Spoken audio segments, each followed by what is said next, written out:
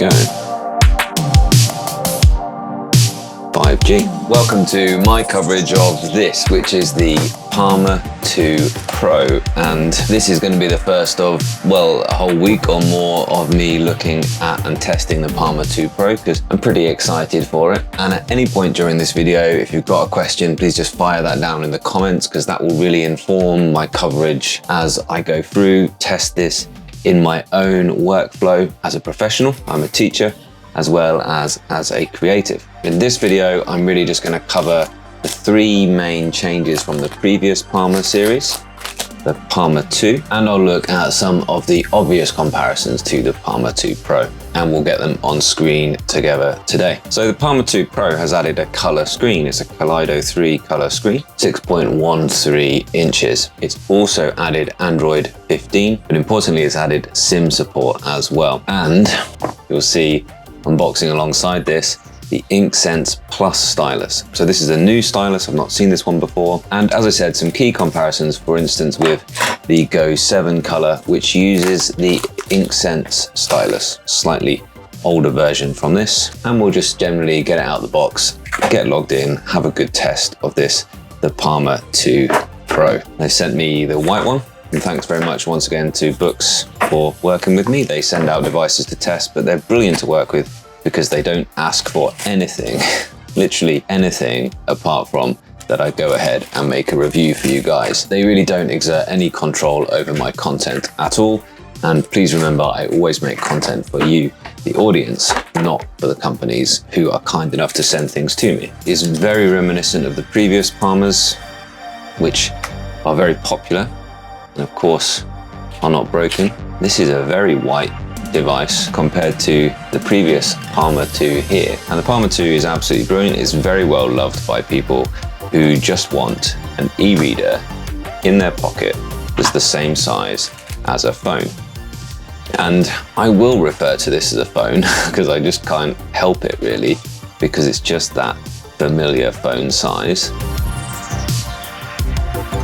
But please remember, the Palma 2 Pro isn't really designed as a phone, in that although it does have cellular connectivity, it won't have by default a phone app, it won't receive SMSs, but because it does have 4G support, it will mean that you could use it to have maybe WhatsApp on it, and you could do a lot of the messaging that you maybe want to do anyway on a phone. Now this, as I said, that's a lovely device really, isn't it?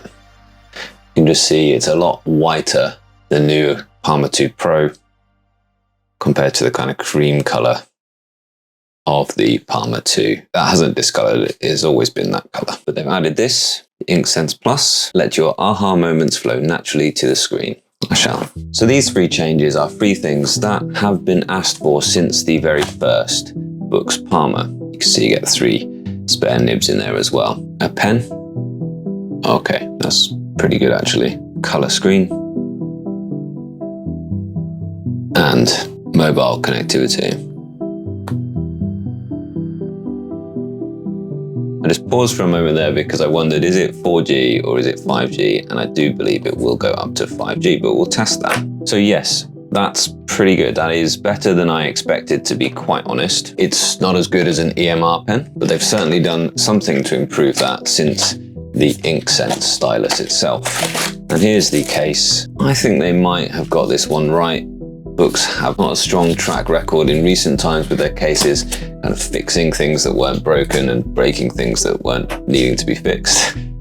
This one's okay though, quite like this. Nice feeling there when it's outside its sort of cover, and then you can magnetically connect that in, and now it's a fully protected case there as well. I just wonder why.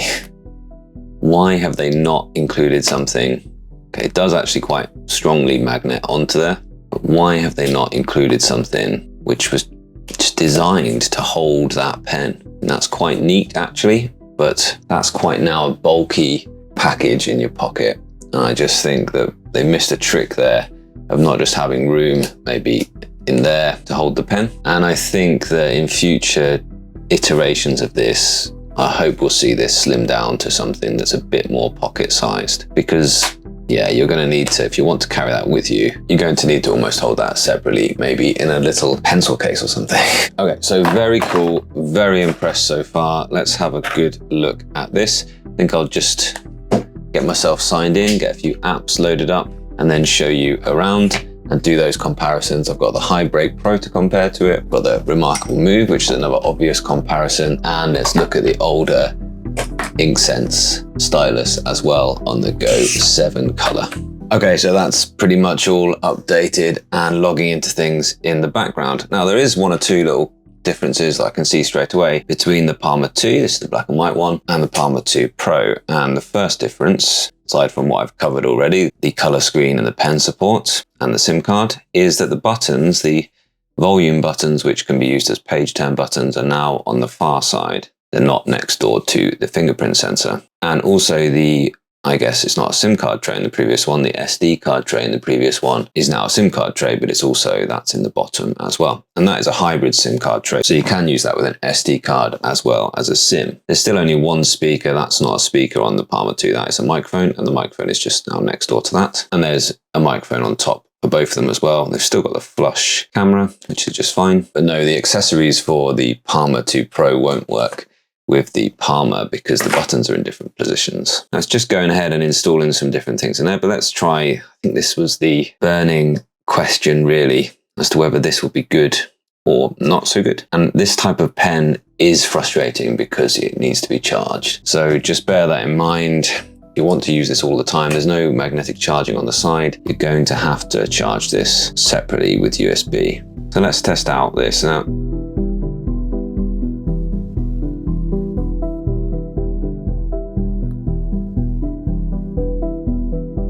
there is going to be a lot of learning of the things as you go, but hopefully they do give you some nice tutorials. This is the biggest question. Will the note taking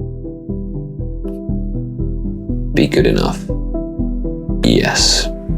So I would say no, it isn't as good as the Remarkable, but it is better than the first Inksense. That is actually, the Inksense Plus is backwards compatible onto the Go 7. So that's going to be interesting.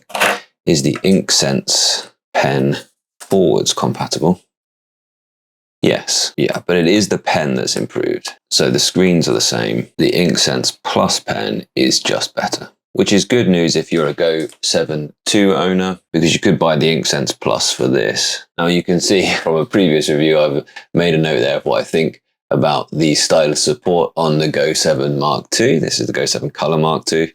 Is that I think it's okay for desk notes, I think it's okay for to-dos, I think it's okay for shopping lists, but I don't think that it's okay for your in-depth note-taking, your reading, your academic study notes, your professional meeting notes. I think you really do want to look at something like the Note Air series or Note Max or something like that. But very much side by side, the Inksense Plus is better.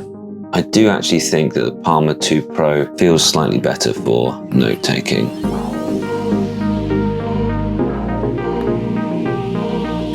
Compared to the Go 7 II. Yes, I think this isn't as good actually. If I do some small circles, you can see the jagged edge that I get there is the real telltale of this USI type stylus. You see when I do a slow diagonal line. See the wobble I get there, which you don't notice that massively when you're handwriting, but it's just enough just to sort of put you off. Yeah, and you have definitely still got that wobble here on the Palma 2 Pro. It's just enough that when you're doing like the small loops in your handwriting, the E's and the O's, it's just enough that you don't have that kind of familiar look to your handwriting. So I think that is going to be the case here. It is going to still be your quick notes, your shopping lists, your desk notes, your to-do lists, things like that. But that might be absolutely plenty for a device like this. And if that then syncs to your larger device, well, you can at least work in that way. What about compared to the Remarkable? The Remarkable is a USI stylus as well. But of course, it's a USI-based stylus that won't work over here. Oh, it does work a little bit actually. So there's a little note there about the canvases not fitting each screen size, which is perfectly sensible.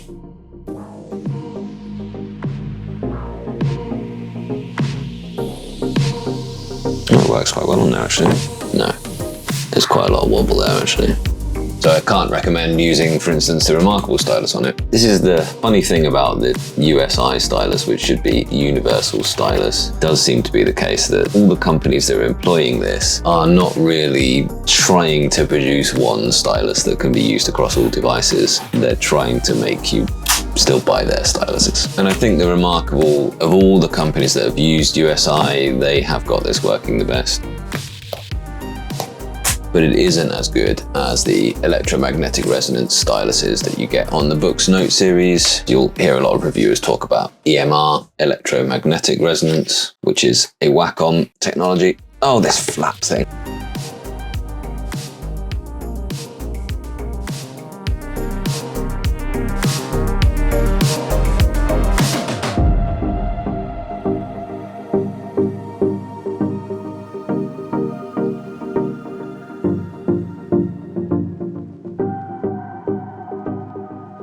So USI is just an acceptable alternative for this type of device, which doesn't have that EMR layer built into the screen. The last thing to say about the Remarkable is that it's a very different technology of screen. This is a Gallery 3 e-ink screen, and it has to flash every time you use colors.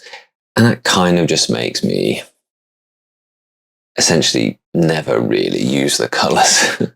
Only for very occasional highlights and things like that do I use the color on the Remarkable devices. Whereas the Kaleido, although the color isn't always as vivid, I do find that I'm much happier dotting about in color content on here. The Kaleido, of course, has the disadvantage of looking really dark when that front light is off, so you almost always run it at least halfway. But more on this, and please ask any questions. I will do full comparison videos between these.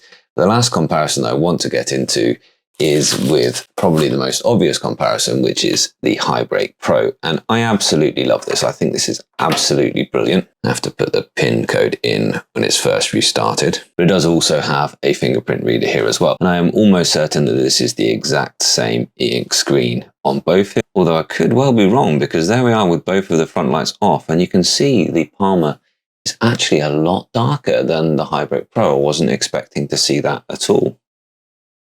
Sometimes the light can play slight tricks on you. Sometimes it can appear to be different contrasts because I've got a white case on the Palma 2 rather than a black case on the HiBreak, but no, that is objectively darker.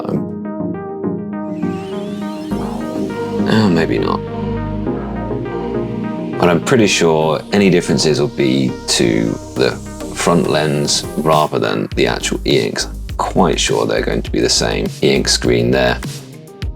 Neither are bad, both do need that little bit of front light to keep it looking white in the background rather than a kind of dark grey. And there's a couple of obvious differences. Well, the HiBreak doesn't have pen input, so the stylus, although that works, surprisingly, it is just acting in just the same way as my sort of finger would, rather than it be a stylus-enabled device. That's interesting.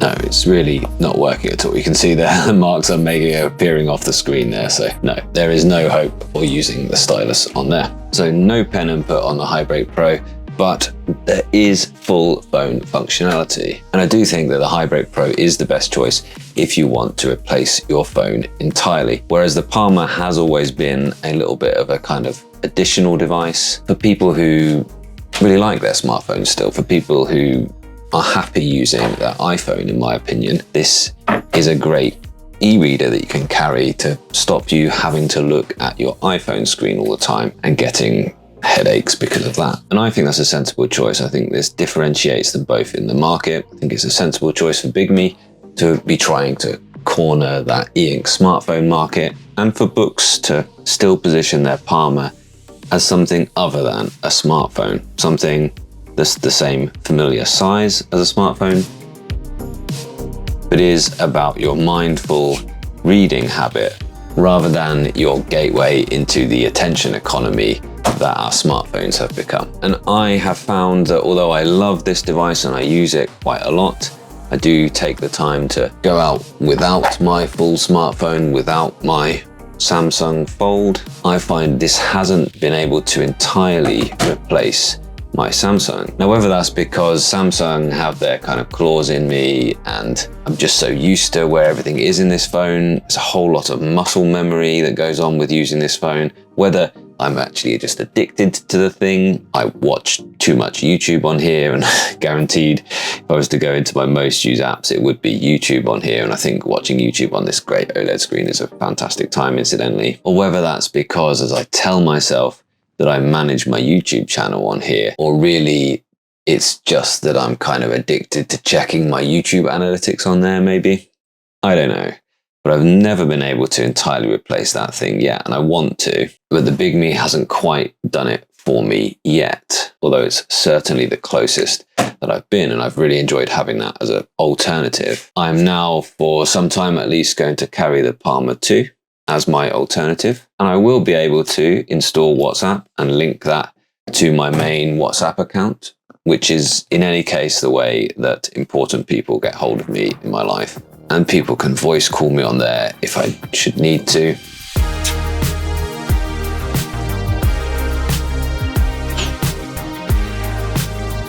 And there we go. 5G, exactly as advertised. I love this. I think it's absolutely brilliant. And for me, the use of this is really going to be just reading in Kindle, most likely. Let's go into fonts and set turn pages with the volume controls. There we are. And then just dot about in guided view. Really enjoy the fabulous color. And if this is your first time seeing this type of device, then you're going to need to know how to go into the Inkwise, what used to be known as the e-ink center. I'm going to change that to Regal. Hopefully that's cleared out most of the ghosting. No, I'll need to now find where they've moved the, I'm not sure where that is now. It's a delivery. That is odd.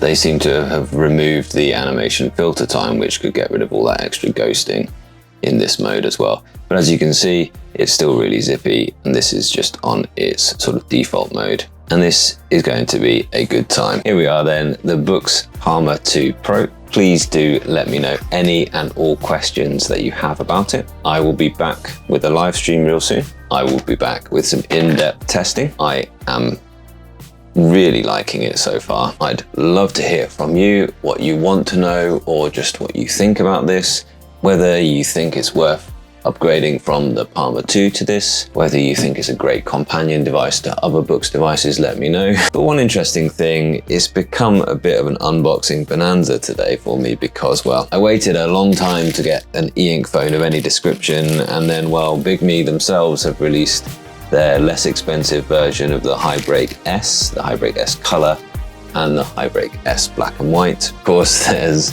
the HiBreak series that I've already tested out as well, but this just arrived as well, which is the TCL NextPaper 60 Ultra, which is TCL's answer to e-ink, really, their NextPaper screen. And I'm dubious, I'm not 100% sure, but this guy actually could be that bridge between e-ink and the OLED. And so I'm going to be testing this one out as well, and that's the next video I'm going to record, and the next video I'll be releasing on my channel, so let me know your thoughts about that. Yeah, exciting times for ePaper, really. And the reason I'm absolutely excited for that one is because it does have that full EMR pen. It's a collaboration between TCL and, although it doesn't say anywhere on the box, XP Pen, or at least the people behind XP Pen who make great stylus technology. It's really hotting up in the world of note-taking.